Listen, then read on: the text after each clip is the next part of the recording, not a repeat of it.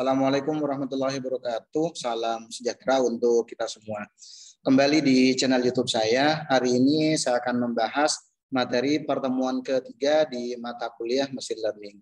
Untuk materi pembahasan di materi pertemuan ketiga di sini, saya akan membahas tentang unsupervised learning, terutama untuk di bidang clustering. Ada beberapa pembahasan materi yang nantinya akan saya bahas di materi pertemuan ini. Mulai dari saya akan review lagi tentang konsep dari supervised dan unsupervised learning. Berikutnya saya akan masuk ke algoritma unsupervised learning, yaitu salah satunya ada clustering. Apa itu clustering, dan selanjutnya nanti saya akan masuk ke masalah yang ada di clustering. Materi berikutnya saya akan bahas tentang beberapa jenis-jenis clustering yang nantinya akan kita jumpai, terutama untuk pola data yang nantinya akan terlihat dari hasil clustering itu sendiri. Berikutnya ada beberapa algoritma clustering yang nantinya bisa kita gunakan, seperti algoritma K-min. Selanjutnya ada yang namanya algoritma fuzzy Simin, dan algoritma yang lainnya. Selanjutnya kita fokus ke salah satu algoritma yang ada di algoritma K-min, yang ada di algoritma clustering, yaitu algoritma K-min. Kenapa? Karena algoritma ini bisa dibilang algoritma yang paling simple yang bisa digunakan terutama di algoritma clustering itu sendiri. Selanjutnya saya akan bahas tentang tahapan yang ada di algoritma K-min. Berikutnya nanti ada contoh kasus yang ada di algoritma K-min itu sendiri. Oke, langsung saja saya akan bahas tentang model pembelajaran yang nantinya bisa kita gunakan, model dasar pembelajaran yang nantinya bisa kita gunakan, terutama di bidang machine learning. Ada dua jenis model pembelajaran yang nantinya bisa kita gunakan, terutama untuk menganalisa data. Yang pertama, kita bisa menggunakan supervised learning. Supervised learning itu apa? Kalau kita lihat seperti gambar yang ada di sini nih. Gambar yang ada di sini, sebenarnya supervised learning itu sendiri merupakan salah satu model dasar pembelajaran yang nantinya bisa kita gunakan, di mana kelasnya atau targetnya sudah ada sih sebenarnya. Jadi kalau saya analogikan ke gambar ini, kelasnya sudah ada, contohnya ada kelas yang berwarna putih dan kelas yang lingkaran berwarna hitam. Selanjutnya saya ada data baru, contohnya saya ada data baru, cuman data baru di sini belum saya olah, sehingga nanti data di sini nanti bisa kita kelompokkan atau bisa kita klasifikasi. Contohnya apakah dia masuknya ke kelas lingkaran yang berwarna putih atau lingkaran yang berwarna hitam. Ini contoh dari konsep dari supervised learning. Oke, pada prinsipnya supervised learning di sini memiliki target. Ya, targetnya ini nih. Targetnya yang sudah ada di dalam kotak ini, ada lingkaran yang berwarna putih dan lingkaran yang berwarna hitam. Yang kedua, menemukan fungsi yang dapat memetakan data pada targetnya. Atau data yang baru di sini nanti fungsinya adalah dia akan memetakan data pada target yang ada. Targetnya yang dua ini. Selanjutnya menemukan pola yang menghubungkan atribut dengan targetnya. Jadi selanjutnya setelah dipetakan, dia akan mencari pola, menemukan pola yang menghubungkan antara atribut ini dengan si targetnya. Kira-kira nanti masuk ke target yang mana, atau masuk ke kelas yang mana, atau masuk ke label yang mana. Berikutnya ada yang namanya unsupervised learning. Unsupervised learning di sini tidak ada model pembelajaran sebelumnya, atau belum ada kelasnya, atau belum ada labelnya, kasarnya seperti itu. Tidak memiliki target atau kelas atau labelnya belum ada, keputusannya sebenarnya belum ada. Menentukan tujuannya adalah menemukan struktur data yang mendasarinya. Jadi tujuan dari unsupervised learning di sini sebenarnya menemukan struktur data. Menemukan struktur data, tidak memprediksi secara spesifik, hanya mengelompokkan saja. Jadi masuknya ke klaster mana, apakah ke kelompok A, kelompok B, atau kelompok yang lainnya. Apakah nanti masuknya ke klaster 1, klaster 2, atau klaster 3.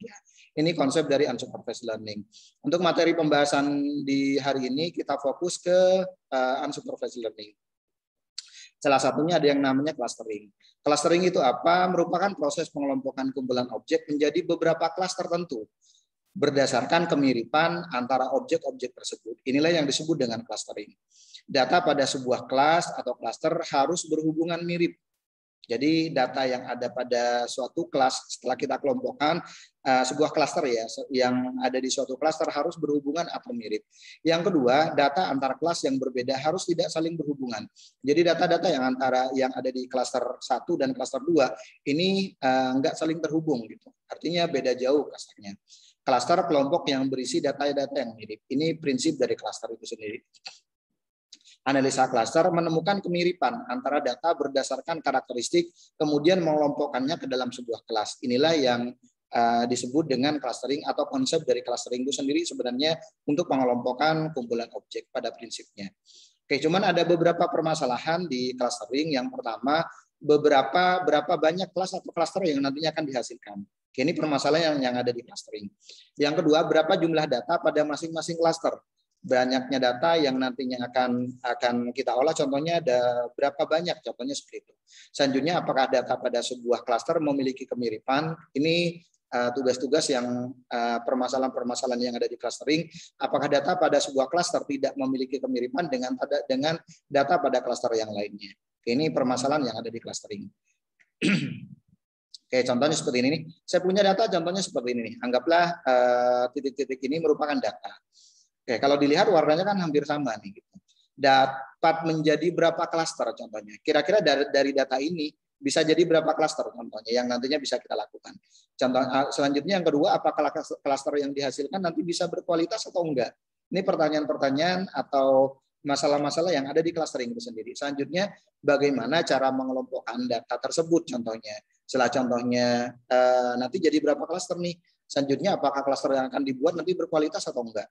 Ketiga, bagaimana cara mengelompokkan data tersebut kalau memang nanti bisa dibuat yang namanya clustering. Ini beberapa permasalahan yang ada di clustering itu sendiri. Beberapa jenis clustering, ada beberapa jenis clustering yang nantinya akan dimunculkan dari data. Yang pertama, hierarki. Hierarki, objek menjadi lebih terkait dengan objek di dekatnya daripada objek yang lebih jauh. Inilah yang disebut dengan hierarki. Nanti ada penggambarannya. Selanjutnya, partisional. Maksudnya apa? Setiap klaster nanti diwakili dengan yang namanya centroid. Ini yang nantinya akan kita gunakan untuk menghitung yang namanya clustering. Yang kebanyakan kita menggunakan centroid biasanya. Selanjutnya ditentukan terutama untuk algoritma Cummins ya. Selanjutnya ditentukan oleh pengukuran kedekatan objek dengan centroid pada klaster tertentu. Ini untuk yang partisionalnya. Oke, contoh hierarchical clustering ini yang bentuknya hierarki, objek menjadi lebih terkait dengan objek yang ada di dekatnya daripada objek yang lebih jauh. Oke, contohnya awalnya data-datanya contohnya seperti ini nih. Awalnya data-datanya awalnya seperti ini. Untuk X6, selanjutnya X25 di sini gabung contohnya, selanjutnya ada X14, ada X19 dan X1. Pada waktu contohnya kita analisa datanya, kita olah datanya, nanti secara hierarki X1 dan X19 ini akan berdekatan. Begitu pula X25 dan X6 nanti hierarkinya akan berdekatan.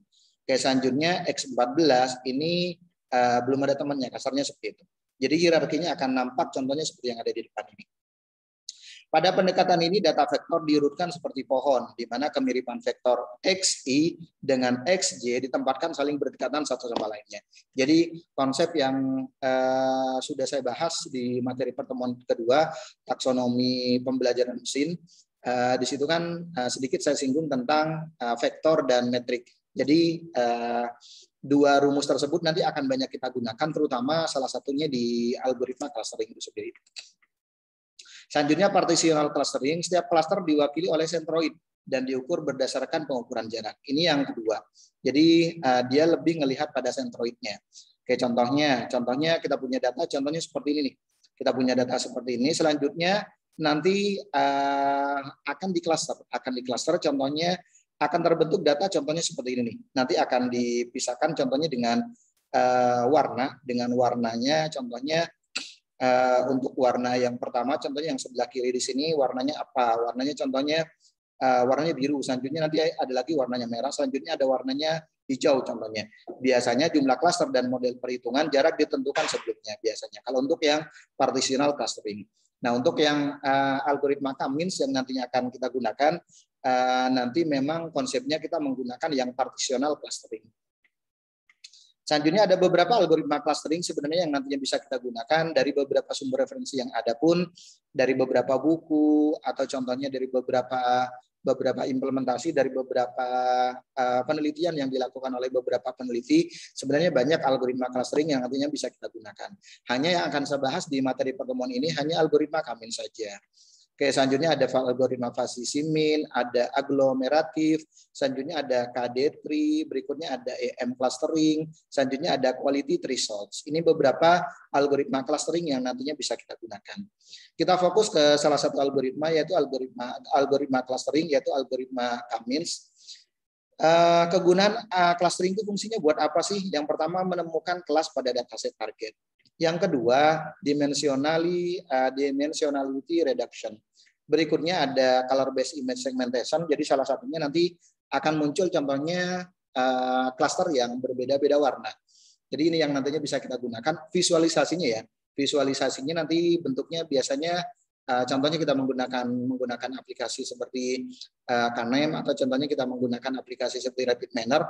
Nanti hasilnya biasanya color based image segmentation. Jadi bentuknya adalah warna yang nantinya digunakan untuk memisahkan antara satu data dengan data yang lainnya. Jadi di masing-masing kelompok warnanya beda-beda biasanya. Selanjutnya analisa jejaring sosial media contohnya. Ini lebih contohnya untuk yang text mining ya, biasanya untuk yang text mining. Contohnya kita pengen melihat contohnya segmentasi dari masyarakat yang ada di suatu daerah, kira-kira sentimennya contohnya positif atau negatif contohnya. Atau contohnya ada pemilu, contohnya pemilu bupati atau pemilu contohnya gubernur atau contohnya pemilu presiden, paslonnya ada berapa? Contohnya paslonnya di daerah tersebut, contohnya anggaplah di daerah, contohnya di daerah Bekasi, contohnya paslon untuk kabupaten di Kabupaten Bekasi, contohnya ada 3. Nanti tinggal contohnya kalian lihat, contohnya kita bisa melihat sentimen dari masyarakat yang ada di sana terkait dengan jejaring sosial yang mereka luncurkan di jejaring sosial, kira-kira nanti masuknya ke positif atau negatif dari 3 masing-masing paslon yang ada. Ini contohnya yang nanti bisa kita lakukan. Selanjutnya segmentasi pasar. Oke, kita fokus ke salah satu algoritma, yaitu algoritma Cummins. Algoritma Cummins itu apa? Cummins di sini merupakan salah satu algoritma clustering atau pengelompokan data yang bersifat unsupervised learning, yang berarti masukan dari algoritma ini menerima data tanpa label kelas. Jadi nggak ada kelasnya atau tidak ada targetnya. Fungsi dari algoritma ini adalah mengelompokkan data ke dalam beberapa cluster. Karakteristik dari algoritma ini adalah yang pertama, memiliki n buah data. Yang kedua, input berupa jumlah data dan jumlah cluster atau kelompok. Yang ketiga, pada setiap cluster atau kelompok memiliki sebuah centroid yang mempresentasikan cluster tersebut. Oke, ini karakteristik dari algoritma Cummins. Ada 3. Yang pertama, memiliki n buah data. Datanya ada berapa? Contohnya, selanjutnya input berupa jumlah data dalam jumlah cluster atau kelompok. Kita tentukan berapa cluster yang nantinya akan kita buat contohnya. Selanjutnya, pada setiap cluster atau kelompok memiliki sebuah centroid yang mempresentasikan cluster-cluster tersebut. Nanti masuknya ke cluster 1 atau cluster 2, contohnya seperti itu. Oke, secara sederhana algoritma Cummins dimulai dari tahap berikut ini. Yang pertama, pilih K di sini berarti kelompok ya, K buah titik centroid, ada berapa K buah titik centroid yang nantinya akan kita buat contohnya. Selanjutnya menghitung jarak data dengan centroid. Yang ketiga, update nilai titik centroid. Jadi nilai titik centroid yang sebelumnya nanti harus kita update lagi. Selanjutnya ulangi langkah 2 dan 3 sampai nilai dari titik centroid tidak lagi berubah.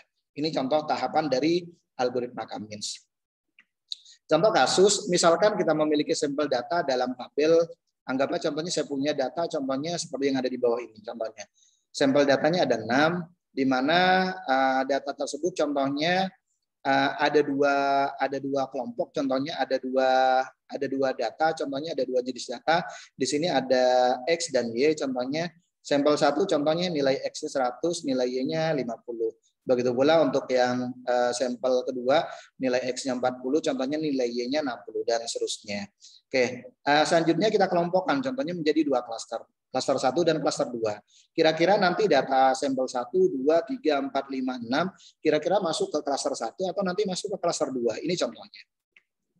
Oke, pertama yang akan kita hitung adalah kita menghitung centroidnya. Ambil data ke-1 dan kedua sebagai perhitungan pertama. Contohnya, data pertama dan kedua ini yang X-nya 100 dan Y-nya 50. Begitu pula data yang kedua, X-nya 40, Y-nya 60 ya. Oke, kita ambil contohnya data pertama dan data kedua sebagai perhitungan pertama. Gunakan rumus Euclidean distance untuk mendapatkan jarak minimum data terhadap centroid. Nanti rumusnya contohnya kurang lebih seperti ini nih. Jadi yang kita gunakan untuk data awal contohnya untuk klaster 1 contohnya nilainya 100 untuk X-nya dan Y-nya 50. Klaster 2 contohnya nilai X-nya 40 dan Y-nya 60. Berikut ini adalah rumus dari Euclidean distance untuk menghitung nilai Euclidean distance. Jadi nanti yang akan kita cari adalah menghitung centroidnya. Rumusnya adalah X minus X, X, Y. Di sini nanti ada himpunan X dan Y, selanjutnya nanti ada A dan B. Sama dengan nilainya adalah ini nanti kita cari akarnya ya. Kita cari akarnya. Akar di sini diperoleh dari X minus A pangkat 2 ditambah Y minus B pangkat 2. Jadi hasil dari X minus A pangkat 2 ditambah Y minus B pangkat 2 baru nanti kita cari akarnya. Oke, iterasi pertama yang nantinya bisa kita lakukan, kita mulai menghitung centroid pertama. Kita akan menentukan jarak dari data 1 ke data 1. Selanjutnya data 1 ke data 2. Data 2 ke data 1 dan data 2 ke data 2. Berarti metriknya ya yang nantinya akan kita cari. Oke, yang pertama klaster yang pertama yang kita cari data 1 ke data 1. Berarti kita menggunakan rumus yang tadi ini. Nah, rumus ini yang kita pakai nih. Oke, karena hanya data yang pertama ya tentunya yang kita gunakan klaster pertama kan untuk A dan B-nya A-nya 100, X-nya 100, Y-nya 50 kan ya. Baru nanti kita lempar ke rumus contohnya ke rumus yang ini nih. Nah, yang ini nih. X minus A pangkat 2 ditambah Y minus B pangkat 2. Berarti kurang lebih nanti hasilnya seperti ini nih. 100 minus 100 pangkat 2 ditambah 50 minus 50 pangkat 2. Hasilnya 0. Jadi jarak klaster 1 ke klaster 1 ya berarti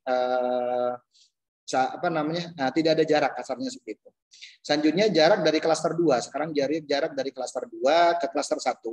Klaster 2 kan nilainya 40 dan 60 kan ya. Selanjutnya ini anggaplah yang nilai berarti yang pertama ini yang XY, berarti yang pertama adalah X, yang ini X nih, yang ini XY, selanjutnya ini AB. Selanjutnya baru nanti kita lempar ke perhitungannya. Perhitungannya seperti yang tadi di perhitungan sebelumnya sudah dijelaskan X minus A. X minus A pangkat 2. Jadi X minus A pangkat 2, ini kan X-nya nih. XY, ini AB. X minus A pangkat 2 berarti 40 minus 100 pangkat 2 ditambah 60 di sini Y kan ya. Y selanjutnya minus B pangkat 2. Sehingga nanti diperoleh 60 pangkat 2 ditambah 10 pangkat 2.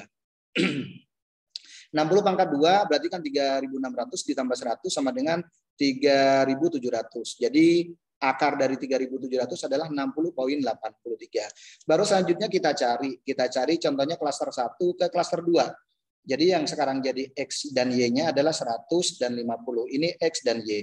Sedangkan A dan B-nya adalah 40 dan 60. Sehingga nanti perhitungannya seperti yang ada di depan ini. X minus A, X minus A pangkat 2, 100 minus 40 ditambah Y minus B pangkat 2. Berarti 60 pangkat 2 ditambah minus 10 pangkat 2. Oke, baru nanti akan dapat nilai contohnya hampir sama nih sebenarnya untuk hasil perhitungannya. Ini kurang lebih untuk hasil perhitungannya. Ini agak salah nih. Ini kan seharusnya minus 60 ya. Ini minus 60 pangkat 2. Oke, hasilnya sih sebenarnya sama sih. Minus 60 pangkat 2 kan 3.600. Baru selanjutnya jarak klaster 2 ke klaster 2 sama contohnya seperti yang ini nih. Jarak klaster 2 berarti kan nilainya 40 dan 60 kan ya. Berarti 40 minus 40 ditambah 60 minus 60. Jadi nilainya 0. Berarti nggak ada jarak di klaster 2.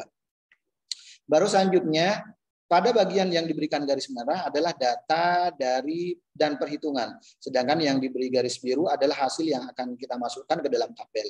Untuk menentukan data tersebut akan masuk ke klaster 1 atau klaster 2. Ini nih contohnya. Yang garis warna merah itu merupakan perhitungannya. Sedangkan yang berwarna biru ini yang nantinya akan masuk ke tabel. Oke, sehingga kita dapatkan hasil seperti ini nih. X, ketemu X kan memang X dan E kan tadi perhitungannya kan 0 kan ya. Selanjutnya Y dan Y juga 0. Selanjutnya klaster 1 ke klaster 1, jarak dari klaster 1 ke klaster 2 nilainya 60,83. Begitu pula klaster 2 ke klaster 1 ke untuk yang klaster 2 ke klaster 1 nilainya 60,83. Ini contohnya untuk kelompok klasternya. Ini kelompok klaster pertama, selanjutnya ini kelompok klaster kedua. Dari tabel di atas kita lihat jarak minimum dari data 1 ke data 1 nilainya 0 kan ya. Dan jarak minimum dari data kedua ke data 2 yaitu 0. Sehingga yang menjadi sentroid K1 adalah data 1. Berarti data 1 dan data 2 menjadi sentroid K2. Selanjutnya kita beralih ke perhitungan kedua untuk data ketiga. Data ketiga di yang sebelumnya berapa nih? Data ketiga berarti 30 sama 70 ya. Ini yang nantinya akan kita hitung. Ini iterasi pertama, selanjutnya iterasi kedua, setelah mendapatkan sentroid, kita beralih ke data ketiga, yaitu 30 dan 70. Kita mulai menghitung jarak data ketiga terhadap sentroid 1 dan sentroid 2, sehingga hasilnya nanti kita mengetahui data ketiga akan masuk ke klaster 1 atau klaster 2. Perhitungannya adalah sebagai berikut contohnya. Langkah selanjutnya kita beralih ke data 3 yang ini nih. Oke, yang saya warnain yang saya warnain hijau di sini merupakan sentroid. Selanjutnya yang warna merah ini datasetnya ya. Sentroidnya untuk yang klaster 1 kan 100 sama 50. Selanjutnya dataset yang baru kan 30 sama 70. Sehingga pada waktu kita hitung contohnya seperti yang ada di depan ini perhitungannya. Perhitungannya 30 minus 100 berarti ini sama ini ya. Selanjutnya ditambah 70 dikurangi 50. Nanti dapat contohnya sebenarnya bisa kita balik sih sebenarnya. 100 contohnya minus kalau kita ngikutin rumus ya. Kalau kita ngikutin rumus sebenarnya bisa kita balik contohnya. Contohnya 100 minus 30 ditambah 50 minus 50 contohnya. Hasilnya contohnya nanti akar dari 5.300 diperoleh nilai 72,80. Kemudian kita hitung jarak dataset terhadap klaster 2. Klaster 2 kan nilainya 40 sama 60 kan ya untuk sentroidnya. Sentroidnya untuk data yang kedua contohnya kurang lebih seperti ini. 30 sama 70. Sehingga nanti kita hitung contohnya akarnya dapat 200, 30 minus 40 atau contohnya 40 minus 30 pangkat 2 ditambah 60 minus 70. Berarti nilainya adalah 100 tambah 100. Akar dari 100 tambah 100 berarti akar dari 200. Nilainya 14,14. Ini untuk yang iterasi kedua. Garis hijau sebagai sentroid. Nah, yang ini nih. Garis hijau di sini berarti kan sentroid. Sedangkan garis merah sebagai dataset dan garis biru sebagai hasil. Tadi ada garis biru, ini kan hasilnya nih. Selanjutnya sebenarnya perhitungan X minus A pangkat 2 dan Y minus B pangkat 2 dapat dibolak-balik menjadi contohnya A minus X pangkat 2 dan B minus Y pangkat 2. Karena hasilnya pasti positif sebab dikuadratkan. Semuanya dihitung dengan Euclidean distance dan hasilnya kita masukkan ke dalam tabel. Contoh tabelnya kurang lebih nanti seperti ini nih. Untuk klaster 1 nilainya kan 72,80, klaster 2 14,14 contohnya 14,14 sehingga nanti lebih dekat kemana? Lebih dekat kemana? Contohnya tentunya nanti akan lebih kecil ke klaster kedua. Oke, nanti bisa kita lihat contohnya seperti ini nih. Untuk yang klaster pertama tadi klaster pertama, kedua, klaster pertama, kedua nilainya kan ini. Klaster pertama contohnya nilainya seperti ini, klaster kedua ya nilainya seperti ini contohnya. Sehingga nanti masuknya ke klaster kedua. Nah, untuk yang dataset di sini masuknya ke klaster kedua contohnya. Kelompok klaster kedua. Dilihat dari jarak minimum data terhadap sentroid. Jadi dilihat dari jarak minimum data terhadap sentroid, data ketiga lebih dekat dengan K2 dengan nilai contohnya 14,14. Oke. Selanjutnya kita mengupdate nilai sentroid karena data masuk ke K2, maka sentroid K2 diupdate dengan cara contohnya X sentroid baru X K2 ditambah X data 3 dibagi 2 contohnya. Selanjutnya Y sentroid baru Y K2 ditambah Y data 3 bagi 2. Sehingga sentroid yang baru kita dapatkan pada garis merah adalah persamaan perhitungannya dan pada kotak merah adalah hasilnya. Kurang lebih seperti ini. Klaster 1 kan 100, klaster 2-nya 50. Selanjutnya klaster kedua yang pertama kan 40 sama 60 kan ya. Selanjutnya yang ada ada klaster lagi yang kedua 30 dan 70. Selanjutnya nanti tinggal kita bagi dua. Hasilnya adalah 35. Selanjutnya 60 tambah 70 hasilnya dibagi dua hasilnya 65. Jadi nanti yang akan jadi klaster kedua adalah 35 dan 65. Ini contohnya untuk sentroid ya, untuk sentroid dari klaster K2 dan untuk yang K2 baik X dan Y-nya kurang lebih seperti ini. Selanjutnya kita masuk ke iterasi ketiga, berlanjut ke data keempat yaitu 90 dan 10. Kita mulai menghitung jarak antara dataset dan sentroid K1 sama seperti langkah di perhitungan kedua contohnya. Berikut perhitungannya. Jadi 150 ini untuk sentroid K1, selanjutnya untuk datasetnya 90 sama 10. Nanti perhitungannya contohnya seperti ini. Kemudian kita hitung jarak antar dataset dan sentroid K2. Perlu diingat karena K2 telah diupdate, jadi kita harus menggunakan nilai sentroid K2 yang baru yaitu 35 dan 65. Gitu. Jadi hasilnya hal ini juga berpengaruh pada sentroid K1 update nantinya. Berikut ini adalah contohnya perhitungannya untuk yang untuk yang sentroidnya 35 sama 65. Ini untuk sentroid baru. Selanjutnya datasetnya 90 sama 10. Hasilnya kurang lebih 77,78. Ini sentroid barunya ya. Selanjutnya dari kedua perhitungan jarak dataset K1 dan K2 didapatkan hasil contohnya sebagai berikut contohnya. Oke, ini nilainya lebih dekat ke klaster 1. Ke klaster 1 yaitu berarti nanti nilai dari yang 77 di sini lebih dekat contohnya ke klaster 1. Oke, untuk nilainya ya. Nilainya lebih dekat ke klaster 1. Nilai yang klaster 1 tadi 41,23, klaster 2-nya 77,78. Dari hasil di atas kita mendapatkan jika dataset keempat masuk dalam klaster 1. Ini perlu diupdate lagi. Jadi seperti langkah sebelumnya kita update kembali sentroid K1 dengan dataset K3. Oke, klaster 1 kan awalnya 100 sama 50. Sedangkan klaster ke data sentroid yang berikutnya yang masuk dataset keempat nilainya 90 sama 10 kan ya. Baru nanti kita bagi 2 sama dengan dapat berapa? 100 tambah 90 bagi 2. Begitu pula yang ini. Jadi nilainya untuk yang sentroid baru K1 klaster 1 95, Y-nya X-nya 95, Y-nya 30. Sedangkan klaster kedua sama seperti yang sebelumnya. Selanjutnya iterasi keempat, lanjut kembali menghitung dataset kelima yaitu 80 dan 40.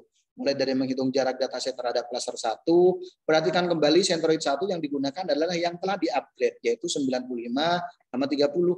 Jadi perhitungannya kurang lebih seperti ini nih. Kemudian kita hitung jarak dataset terhadap klaster 2. Klaster 2 kan nilainya 35, 65. Ini sentroid. Sentroid untuk klaster 1, ini sentroid untuk klaster kedua. Ini datasetnya, ini juga datasetnya. Sehingga nanti diperoleh untuk yang klaster 1 nilainya 31,62, klaster 2 nilainya 33,54. Ini nanti lebih dekat kemana gitu. Sehingga didapatkan contohnya nilai 80 sama 40 nanti masuknya ke klaster mana? Masuknya ke klaster 1. Dataset keempat masuk ke klaster 1 karena jarak minimum terdekat dari dataset adalah klaster 1 yaitu 31,62. Oke, kemudian kita update sentroidnya contohnya untuk yang klaster 1 95 tambah 65 bagi 2 sama dengan 80. Selanjutnya untuk Y-nya juga kita update 30 tambah 40 ya. 30 tambah 40 nanti diperoleh 35. Ini kurang lebih hasilnya untuk klaster 1 nanti nilainya 80, klaster 2-nya untuk X-nya 80, Y-nya 35. Klaster 2-nya tetap 35 dan 65. Selanjutnya iterasi kelima, lanjut kembali menghitung dataset kelima yaitu 25 dan 35. Mulai menghitung jarak dataset terhadap klaster 1, perhatikan kembali sentroid 1 yang digunakan adalah yang terupdate 80 sama 35 ya. 80 sama 35 nanti dikalikan dengan datasetnya yaitu 25 dan 35. Diperoleh nilai contohnya 55 untuk yang sentroidnya. Selanjutnya klaster 2 diperoleh nilai 31,62. Selanjutnya, sehingga didapatkan contohnya ini masuknya ke klaster mana? Masuknya ke klaster 2. Lebih dekat ke klaster 2. Semua data telah kita dapatkan dan masing-masing data sudah terkelompokkan terhadap klaster 1 dan klaster 2. Selanjutnya kita input hasil pengelompokannya pada tabel pertama. Jadi hasilnya yang terupdate contohnya kurang lebih seperti yang ada di depan ini contohnya. Ini updatean terakhirnya untuk yang untuk sampel data 1 ini masuk klaster 1, klaster 2 ya memang di klaster 2, data ketiga masuk klaster 2, data keempat masuk klaster 1, data kelima masuk klaster 1 dan sampel data keenam nanti masuk ke klaster 2. Ini kurang lebih untuk perhitungannya. Jadi terus diupdate untuk nilai sentroidnya ya, nilai sentroidnya ini yang terus diupdate nanti. Contoh lain kasus Kamin contohnya. Kita punya data 01, 02, 03, 04, 05, 06, 07 dan 08 contohnya. Ini ada ada di variabel X dan contohnya variabel Y. Oke, jumlah klasternya sama dengan 2. Inisialisasi 2 buah sentroid secara acak contohnya. Oke, ini contohnya untuk untuk nanti inisialisasinya. Setiap data poin 0 temukan sentroid C yang paling dekat contohnya. Yang paling dekat itu yang mana? Selanjutnya kalkulasikan rata-rata dari setiap klaster. Kemudian update sentroidnya contohnya. Ini contoh lain di algoritma Kamins. Oke, contoh lain di algoritma Kamin perhitungannya kurang lebih seperti ini. Seperti yang tadi sudah kita contohkan sih sebenarnya. Contoh, kita punya data contohnya seperti ini. Data-datanya contohnya kita punya A, B, 1, 2, 3, 4, 5, 6, 7, 8. Anggaplah contohnya seperti ini kalau kita analogikan ke fungsi X dan Y. Selanjutnya tentukan jumlah klasternya, tentukan sentroid awal secara acak. Misal dari data di samping, kita ambil contohnya M1 sama dengan 1 sama 1. Selanjutnya M2 sama dengan 2 sama 1. Contohnya berarti kita ambil yang G ya. Yang ini nih. Ini G nih. Yang kita ambil contohnya untuk sentroid awalnya 1 sama 1 dan M2-nya contohnya 2 sama 1. Tempatkan tiap objek ke klaster terdekat berdasarkan nilai sentroid. Sebenarnya kayak tadi sih perhitungannya. Oke, perhitungannya seperti tadi yang nantinya bisa kita gunakan. Oke, ada iterasi 1, selanjutnya ada iterasi 2, selanjutnya ada iterasi 3 dan seterusnya sampai nanti iterasi yang terakhir. Berikutnya hasil akhirnya nanti akan ketemu contohnya seperti ini contohnya. Cuman ada beberapa permasalahan di algoritma Kamins. Data poin ini termasuk pada klaster yang mana contohnya? Contohnya kita punya data contohnya seperti ini. Kalaupun contohnya kita gunakan fungsi X dan Y, nanti kita kira-kira ini masuk ke klaster yang mana contohnya. Oke, contoh lain apakah hasil clustering ini berkualitas, contohnya apakah sentroid ini tepat, apakah akurat, contohnya kalau kita punya data-data contohnya seperti ini yang tersebar, di mana harus meletakkan sentroidnya untuk yang ini contohnya. Berikutnya, cuman algoritma kami di sini punya kelebihan, relatif sederhana untuk diimplementasikan. Lebih efisien dari segi waktu dan biaya komputasi, cocok untuk data yang rapi dan terstruktur. Cuman ada kekurangannya juga sih, sulit menentukan K-nya atau klasternya ya. Sensitif terhadap penentuan sentroid awal, tidak cocok untuk data yang sebenarnya terlalu bervariasi. Ini beberapa kelemahan dan kelebihan dari algoritma Kamins. Oke, demikian penjelasan dari materi pertemuan ketiga. Di materi pertemuan ketiga di sini saya sudah bahas tentang unsupervised clustering.